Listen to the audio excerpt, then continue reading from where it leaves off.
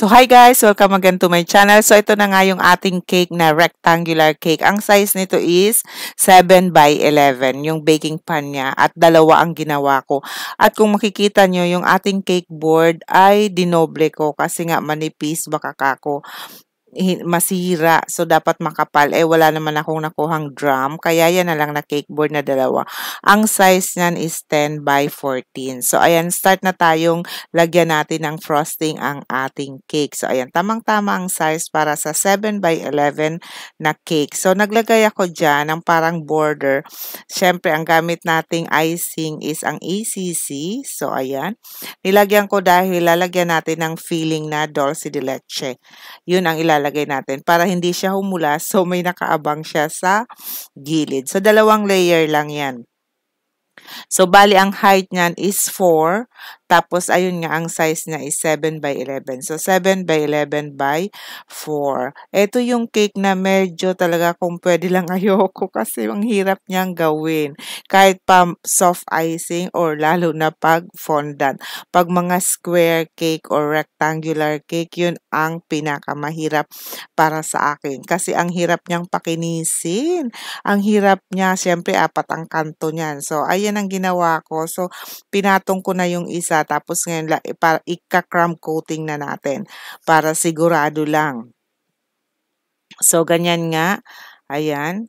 So, ayan. Ulitin ko, ACC whipping cream ang gamit natin. So, crumb coating lang yan. So, from the top, so, ano lang natin sa sides. Sinasabi ko sa inyo, pinapaunahan ko na kayo. Ito talaga ang medyo mahirap gawin. Kaya dapat iba ang price pag mga rectangular cake. Pero kung mababa lang, yung isang layer lang, okay lang siguro. Ito kasi dalawang layer. So, itong birthday na ito para sa isang senior citizen, 60 years old, na may birthday. Ayan, at ang nag-order nga sa akin to mga loyal clients ko na palagi ang nag-o-order sa atin. So, ayan, dito ang tip na may bibigay ko sa inyo sa pagpapakinas ng mga ganito. Dapat uunahin nyo ang kanto.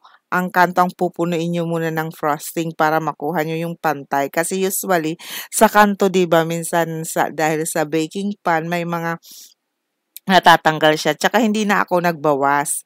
Para hindi na nga mabawasan ng size, hindi ko na siya pinutulan. Kasi minsan ang ibang ginagawa, pinuputulan para pantay talaga.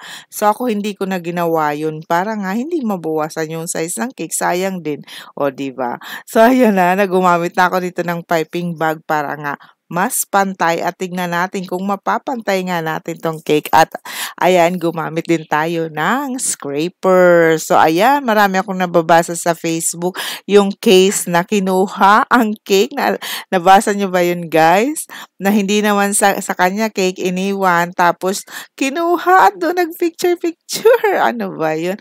Alam nyo ba, may istorya din ako niyan noon pa. May case din kami niyan. Nag-deliver kami. Tapos, hindi ako ang nag-deliver, yung mga anak ko kasi wala ako dito. Pinadeliver ko. Tapos, iniwan nila ang cake. So, naiwan yung cake. Mabuti na lang, walang kumuha ng cake. At binalikan nila. Kita mo talaga yung experience na yung nakakatawa. Tapos, 3 cake yata yung i-deliver nila. Tapos, late na sila dun sa isa. Kasi nga, inuna nila yung malayo. Kasi yung malayo ay, I think, sa Marikina. Tapos, yung isa ay dito lang sa Maynila. Ewan ko kung anong nangyari dun. Wala ako kasi noon. Nasa travel ako. Kaya silang pinagkatiwala ko. Natatawa ako pero lahat naman naging okay. At until now, umu-order naman sa akin yung mga client na yun. Grabe. Na, yung mga experience nung una, yung mga nababasa ko dyan sa Facebook, talagang na-experience ko na din yun. Pero hindi naman yung may taong magki-claim ng hindi naman niya cake, my God. Nagkapalit lang yung cake. Tapos na ano naman kasi nahabol. Oy, yung cake nahabol naman ng isang anak ko. Sabi ko, ano ba, tatanga-tanga kasi kayo. Ganon. Pero kasi hindi naman nangyari yung ganon. Pero yung nangyari na sobra naman yun. Grabe. So, ayun lang. Patalastas lang natin. So, ito na. Mabubuo na natin ang ating rectangular cake. So, ayan. Konting himas na lang. Ayan. At mabubuo na nga natin. So, nagpapasalamat ako dito sa client ko na 'to dahil palagian talaga siyang nag-o-order sa akin at 'pag nag-order, walang kaabog-abog, fully paid. So, ayun na nga. Ayan. So, eto na. Gumamit ako ng scraper. Alam niyo, para mas mapantay pa. Pero hindi naman yan ang design na ang ano ko lang, purpose ko dyan is mapantay. So, ayan. Grabe, no? Gumamit pa talaga ng scraper.